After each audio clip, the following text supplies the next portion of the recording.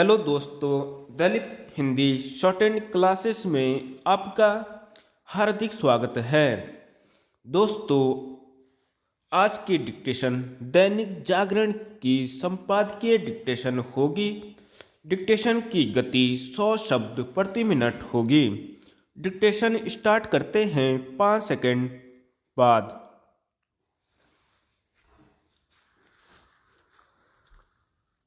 एक और चुनावी बिगुल। जैसा कि प्रत्याशित था, पूर्वोत्तर के 3 राज्यों के विधानसभा चुनावों की घोषणा की गई। चुनाव आयोग ने त्रिपुरा के साथ मेघालय और नागालैंड में मतदान तिथियों की घोषणा कर दी। इन राज्यों के चुनाव राष्ट्रीय राजनीति पर एक सीमा तक ही असर डालते हैं, लेकिन उनका अपना एक महत्व है। यही कारण है कि राजनीतिक दल अपनी तैयारियों में जुटे हुए थे और हमेशा की तरह भाजपा अन्य दलों से आगे नजर आ रही थी। हाल ही में संपन्न उसकी राष्ट्रीय कार्यकारिणी की बैठक में पार्टी अध्यक्ष जेपी नड्डा यह घोषणा कर चुके हैं कि भाजपा को इस वर्ष होने वाले सभी राज्यों के विधानसभा चुनाव जीतने हैं। स्पष्ट है कि उनके सामने अपनी इस घोषणा को नतीजों में बदलने की चुनौती होगी।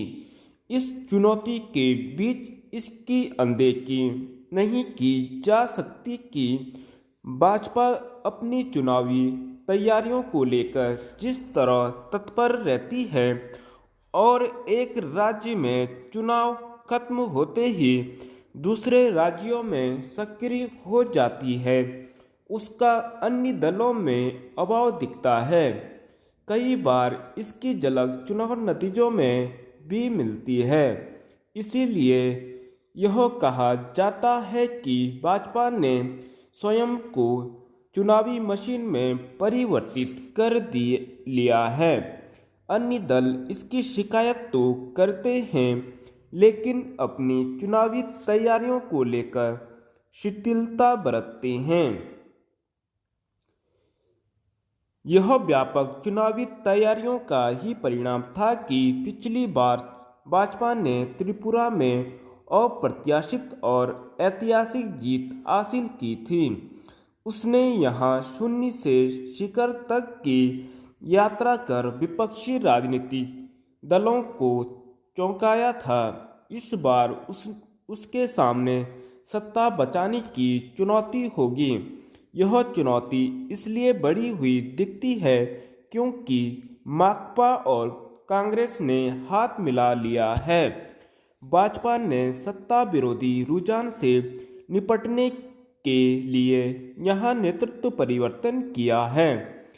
इसका उसे लाभ मिल सकता है, चूंकि इस बार त्रिपुरा में तृणमूल कांग्रेस भी पूरे जोर शोर से चुनाव मैदान में उतरने की तैयारी कर रही है। इसलिए देखना है कि मुख्य मुकाबला किसके बीच होता है।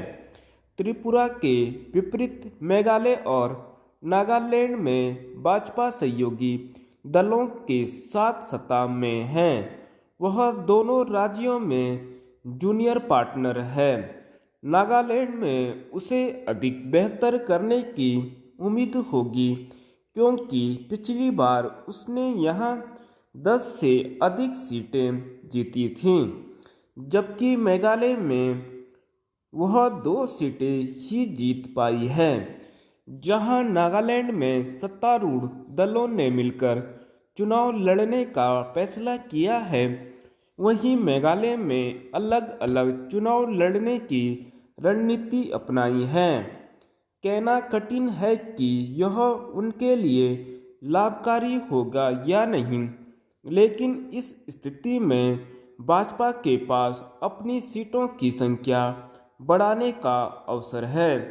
जो भी हो, देखना यह भी है कि एक समय त्रिपुरा, मेघालय और नागालैंड में असर रखने वाली कांग्रेस अपनी स्थिति मजबूत कर पाती है या नहीं। सीमावर्ती गांव। यह किसी से छिपा नहीं कि अंतर्राष्ट्रीय सीमाओं से सटे गांवों के लोग द्वितीय पंक्ति के सैनिक की तरह हैं।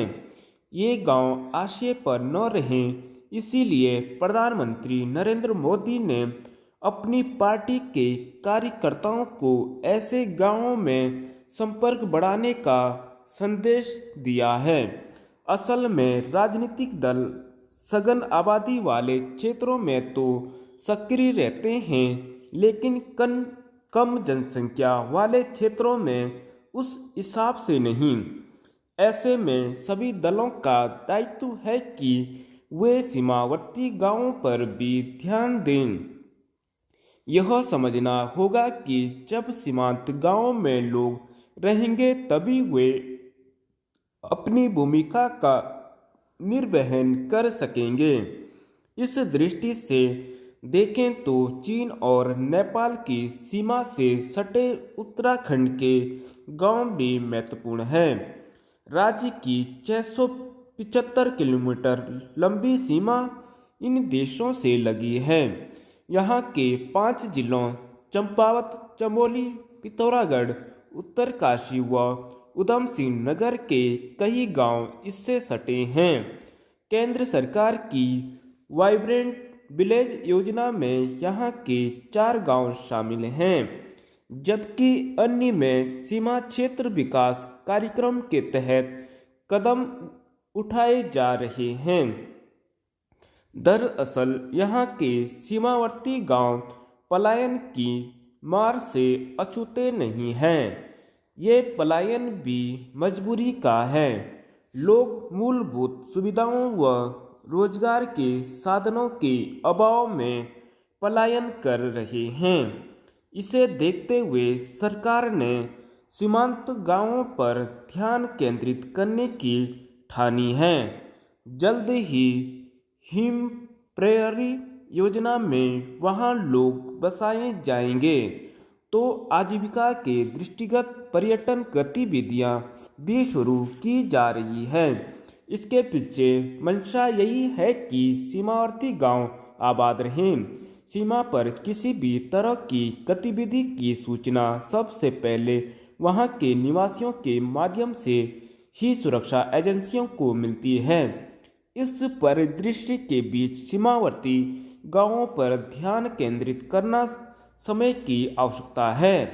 धन्यवाद।